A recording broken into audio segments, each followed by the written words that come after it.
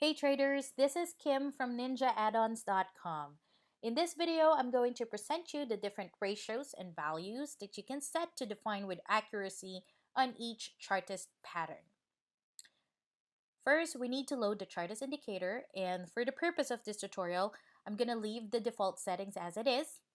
Click on OK to load the indicator on the chart. Now, before I continue, I want to let you know that all the default values have been heavily tested and conform to the Chartist theory. So if you feel that it's too complicated, you can definitely skip this presentation because the values are all okay. But for those who want to understand and even change the settings, please stay with me on this video.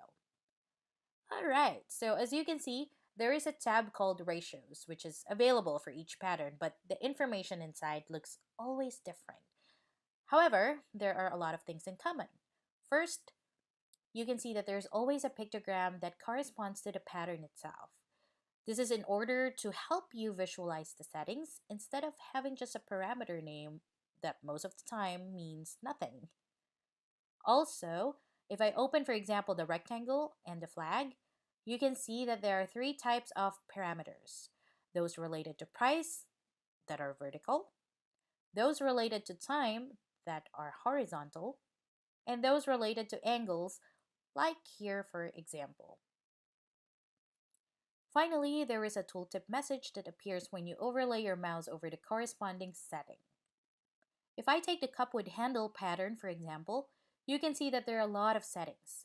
But actually, with the tooltip message, it is pretty simple. As I told you, the horizontal line corresponds to the time axis. If I hover the mouse over the D parameter, there is a tooltip message that appears and says, max number of bars to create the cup. This is to avoid too wide cup on the chart. So what it means that the value 150 in this example is expressed in bars. And it means that a cup with handle pattern with a cup wider than 150 bars will not be taken into account because it is too wide. If I take the parameter A, for example, this parameter is very common, and the tooltip says initial trend max retracement.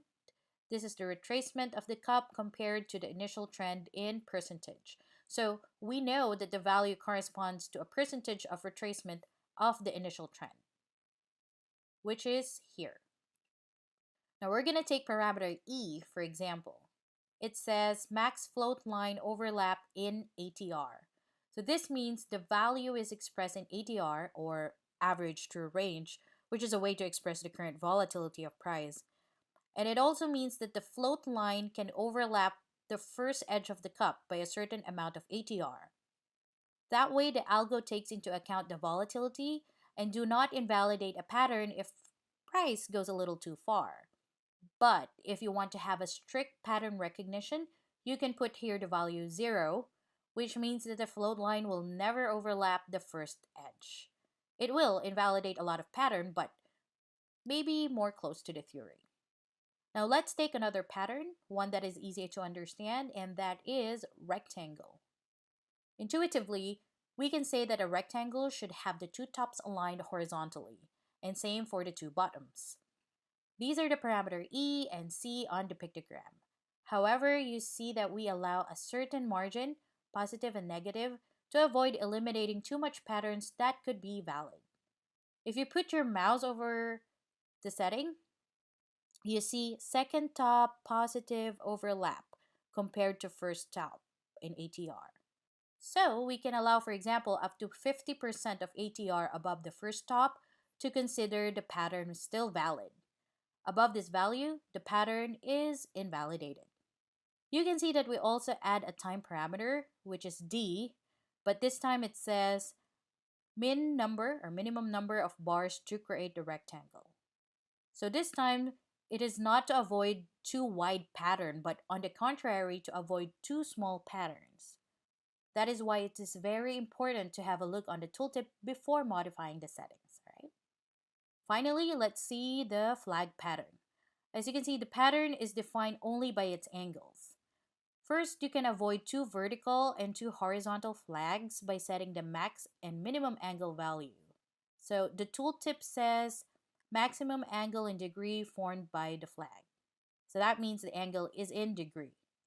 And then a flag should always have its two lines parallel. It means the two angles value A and B should be very close, and by extension, their difference should be 0 or close. If you put 0 here, you'll obtain perfectly parallel pattern. However, there will be less. If you set it to 2, for example, it means you allow 2 degrees of difference. Therefore, you'll have more patterns on your chart. One important thing that I forgot to mention is that if you change the parameters in the ratios tab, you will have to reload the chart since the values are used in the construction of the patterns, and the algo has to process its calculation again on all the bars loaded in your chart. So these settings are mandatory because they represent the constructions of the patterns. Lastly, you may have seen that these settings can be changed directly from the indicator window, like for a stand indicator. From this window, you can configure each pattern ratios as well as the swing trends parameter. This is exactly the same as the parameters from the toolbar, but without the help of the pictogram and the tooltip message. Well, that's it for this video. I hope you learned a lot from this tutorial, and if you have any question, suggestion, or feedback, don't hesitate to send us an email at contact@ninja-addons.com. You can also subscribe to our YouTube channel to get notified when a new video is published. Thank you so much for watching. Bye!